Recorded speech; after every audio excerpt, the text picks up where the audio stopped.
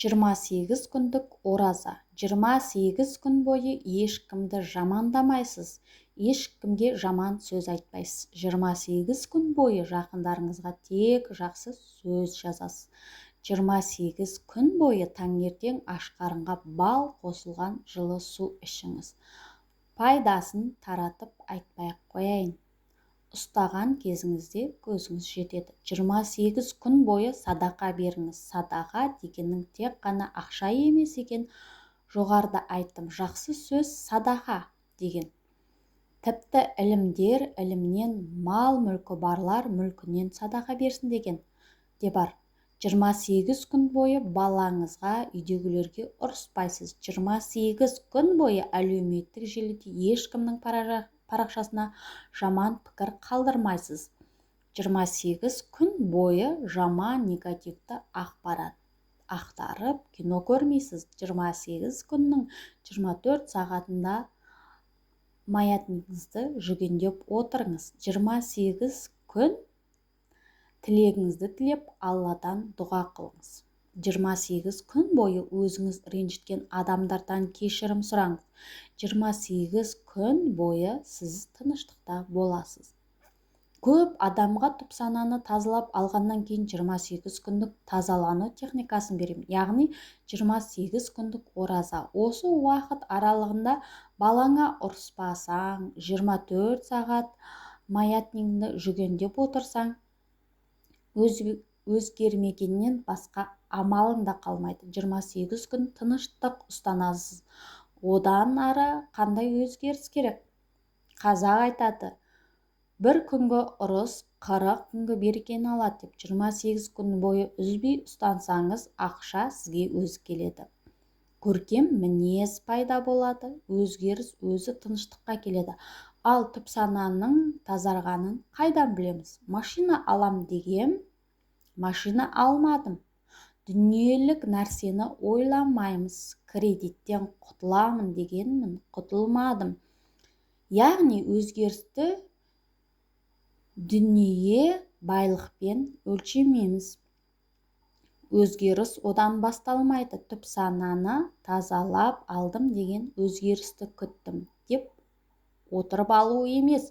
Жазуды бастадыңыз ба? Ол да өзгеріс. Елдің бәрін кешіріп тастадыңыз ба? Ол да өзгеріс. Әке-шешеңізді ақтап алдыңыз,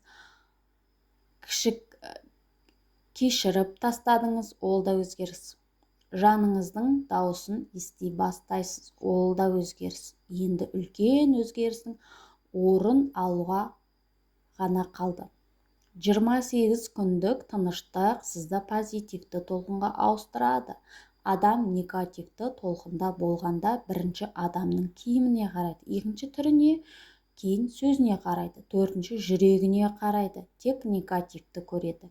Сосын барып позитивті көреді. Керісінше позитивті көре бастағанда негатив көрінбей кетеді. Түпсананы тазалағанда басқа адамның тек жүрегін көріп тұрады.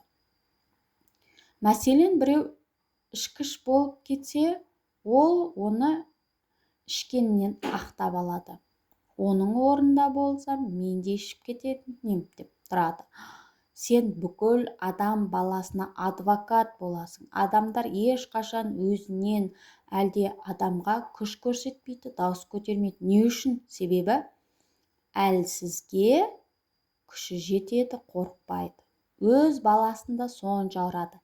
Ешкімге жоғал, бар ары деп айтпайды, тек баласына айтады.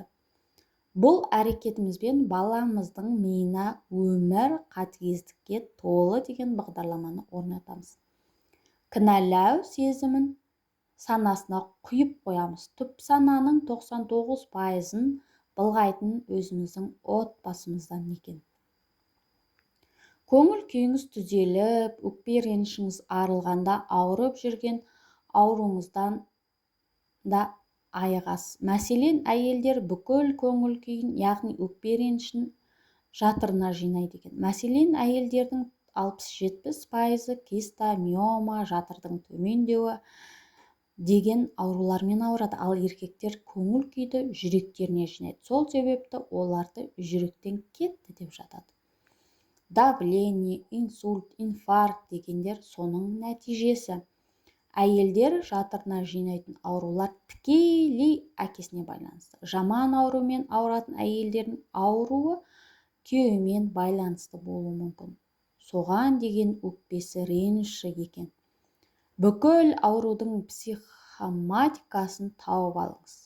Адаспайсыз.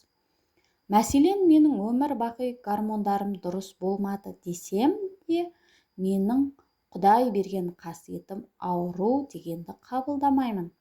Әйелдер кешіреді, бірақ ұмытпайды. Еркектер кешірмейді, бірақ ұмытып кетеді. Осы орайда әйелдер күйеуін ақтап алып кешірсе, ауру өзі кете береді. Яғни аурудың тамырын жұлу керек. Өмірдегі ер азаматтарды ақтап алғанда жатырыңды да емдеп ал. Тағы бір техника құрсақпен демалу. Медитациямен ем. Біз кеудемен демаламыз. Сол себепті өксікті кеудеге ұстаймыз. Құрсаққа таза ауа жіберу арқылы емдеу техникасын мен өзім емдеп алдым. Жатырда миомасы бар қыз келді алдыма. Оған менің жатырым таза, сау деп аффирмация айтқыза бердім. Яғни өз мақсатымызға тапсырыс беріп жатқанда орындалады. Кез келген нәрсені біз маңызды деп ойлағанда ол бізден қашады. Балалар ұбт тапсыруда 10 жылдағы білімді 2 айға қалай есте сақтайды? Ұмытып қалады. Неге? Уайымнан ұмытып қалады. Себебі балаға сен ұбт тапсырсаң, ана жерде оқисың. Сен білімдісің, тапсыруың керек деп жүктеп қоямыз. Балада қорқыныш пайда болады. Өзін-өзі кінәлайды, біліп тұрған нәрсесін ұмытып қалады. Мен балама диплом алмасаң, сен өлмейтін баласың дедім. 103 балл алды. Балаларымыз қорқынышпен кіреді емтиханға, және сол қорқынышты ақтап шығамыз. Үй аламыз, оны қашан аламыз, кімге барам деп уайымдаймыз.